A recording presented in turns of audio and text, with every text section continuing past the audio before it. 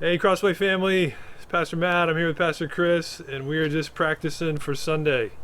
We got our sunglasses on, and we want to give you a few-minute update on what our plans are to begin to regather as a church family. So, our plan is this weekend to meet outside, and Pastor Chris is going to go through some of the details here in a second. But a couple things I want to share on the front end is just why we would be eager to get back together, and maybe some of this goes without saying for hopefully for all of us, but we miss y'all like crazy. We probably said it every single weekend we preached, and I don't know if y'all are sick of seeing us on videos, but we're sick of being on videos and hearing our own voices. But we are thankful for the technology to stay connected. But we're eager to get back together. You know, Hebrews chapter 10 talks about not forsaking the assembly, not forsaking being together, and as much as it's possible to try to obey that command in the face of what has been restrictions for us not to do that. We want to be able to do as much as we're allowed to do. So Governor Cooper is basically allowed for mass gatherings outside for worship. It's kind of the summary of what we're allowed to do at this point based on the phase 1 plans for North Carolina. So our intent is to use that to its full extent, and we're going to be gathered outside this weekend. And one of the things too is just that we miss you, but one of the things you see in Scripture, and for our heart as pastors to you, is that we love you, and we consider it a privilege to be able to be with you, not just to preach and not just to be pastors to you or for you, but to be with you and to worship God together, to sing to and for one another, and so we're super eager to be back together with you for that purpose. And so we're going to be putting this video out online. We'll be sending it via email, and we'll also put some resources on our website in case you or anybody you know has questions about what we're doing, and if it aligns with what phase 1 says from the governor, you can point them to those resources. So Chris will talk a little bit about what we're planning in more detail. So yes, we're eager to gather. We've painfully been walking through the last several weeks, and now months. It's sad to say it's turned into months. And so even with the idea, even with the thought that we could be together in person, even a small portion of us, it got us excited. And so all week we've been planning, we've been preparing, throwing out different ideas. A lot has fallen on the floor, and we can't use it because we're restricted by budget and time. But we want to meet together. We want to be with you. We want to worship with you. And so for the next couple of Sundays, we're going to do that in person. We're going to provide an opportunity to have church on the lawn. And so we're going to open up the area, the grass area behind us is going to be filled with your seats and you as our people, and we'll be able to worship together in song and through the study of God's Word. The services are going to look a lot like what we've been doing online. They're a little bit smaller, shorter services. We'll have some worship through song, and then Pastor Matt's going to preach the Word to us this week. It's going to be a shorter message because we know since the kids will be sitting with the families, we want to help and accommodate with some of the dynamics there. We also understand that not everybody feels comfortable, not everybody is free to come and worship in person yet. And so because we understand that, we also want to provide something online. We want to continue to do that. So we're gonna record that and stream that live on Sunday morning at 10 o'clock, just as we have been. And so if you're not able, if you're not comfortable, maybe your immune system is compromised, you're in that target age bracket that it's just not wise for you to be traipsing around our town yet.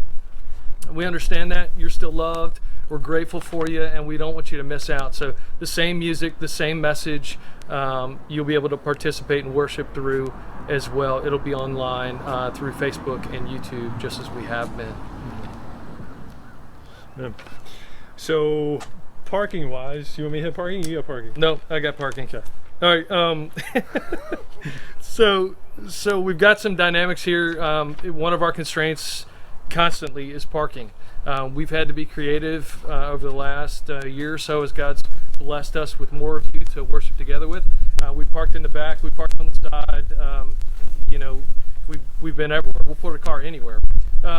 Graciously, the Rippies have Rippies? Yep. Lippies. Rippies. Rippies. Rippies, who own Jungle Rapids. Jungle Rapids, he has graciously allowed us to be able to park in his grass lot.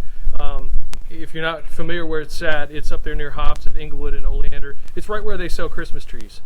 So we will take up that, we'll occupy that space. We're going to have parking attendants that are going to be out there and kind of help you navigate where to be. It's not that far of a walk. I think we've been walking to some our family's house over the last couple months every Sunday, getting our steps in, working on that quarantine extra weight that we're all carrying because we've been sitting around. But so you'll be able to work on that. It's just a half mile away, and so we would encourage you men, serve your brides and your kids well by dropping them off here, and then you go park the car and then walk here.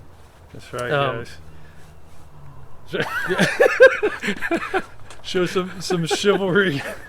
So this is what happens when you record together. So real quickly, so I'm going to hit on seating and kids. So logistically, what it's going to look like is when you come here, we're going to ask you to set up your own chairs, your own blanket, whatever you want to bring. Encourage you to bring snacks for your kids, your own drinks. We'll set up on the lawn. We'll have half of the parking lot available for seating, and you'll see it roped off, and we'll try to designate the specific areas we want you to sit, and we're gonna try to abide by social distancing or physical distancing standards, and we'll talk about that here in just a second. So seating is kind of up to you. Bring your own stuff to sit on.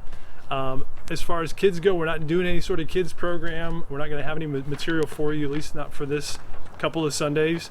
And so for you families, obviously for you parents, you're going to have to be responsible to kind of shepherd and manage your kids. We know there's some challenge to that, but we want to be sensitive to not allowing our kids to kind of climb all over each other in this moment in time. And by God's grace, we'll be able to phase back into kind of normal life and physical touch and that sort of thing. But just be mindful of different people's sensitivities and concerns with that, and just try to keep your kids with you. And we'll have the whole lot open up so you can feel free to wander and still be able to hear what's happening with the service.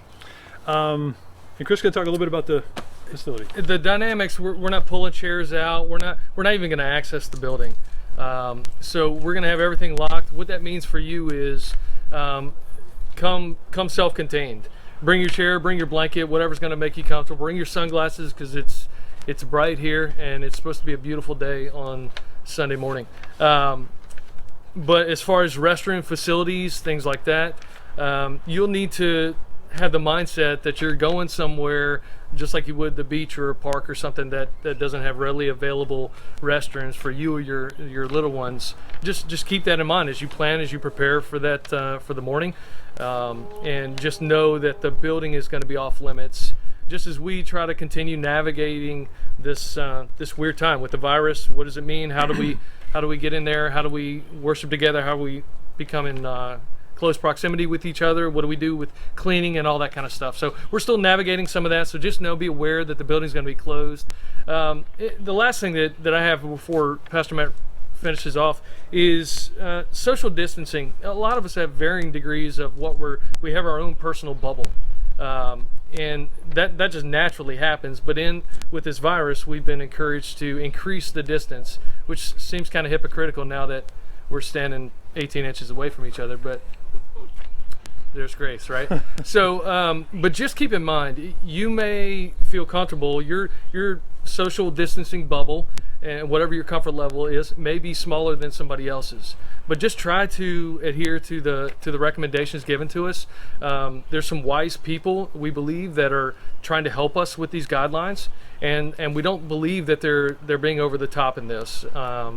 So 6 foot, we're going to try to stay 6 foot away from each other. You hang out with your family, talk from a distance, give some air high fives, whatever that looks like. It's weird for some 40 years being taught to make eye contact and have a good handshake to now I got to make eye contact and we have an awkward conversation of I can't shake your hand. So if you're a hugger, you're going to feel left out. If you're not a hugger, you're an introvert, you're going to thrive in this. And so celebrate it for as long as it lasts. But just know that there's going to be signs reminding you. This is no way of trying to just oppress you with staying away from people, but just we're trying to be wise and we're trying to adhere to the guidelines that are given to us and be faithful in that. So we want to love you well in that. So just be mindful that you might have a different level, a degree of comfortability with how far you distance yourself.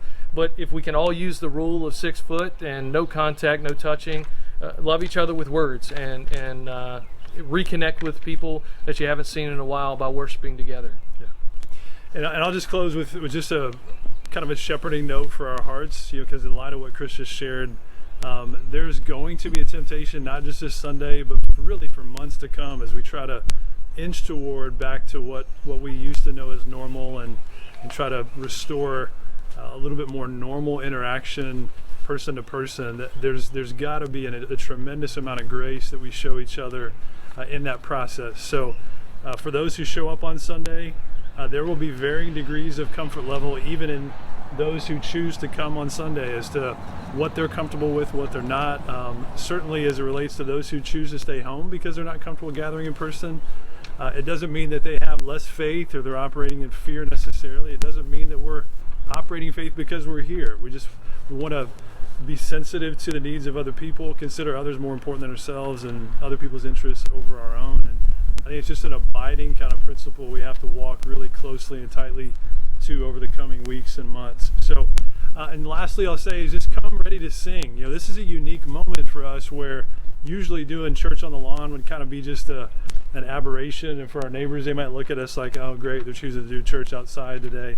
But this is actually what we're kind of forced to do, so they'll see it as a little bit more normal in that sense, but gives us a chance to show them what it's like when we gather as God's people and sing. We sing praises to Jesus, and we give thanks through our songs, through our singing together and with and for one another.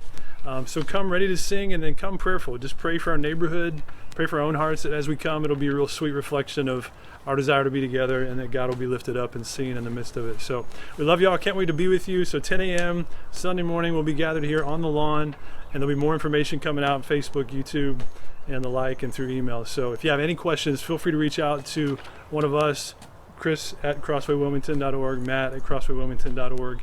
We'd love a chance to interact with you if you have any questions or concerns. So love you guys. Lord willing, we'll see you soon. Thanks.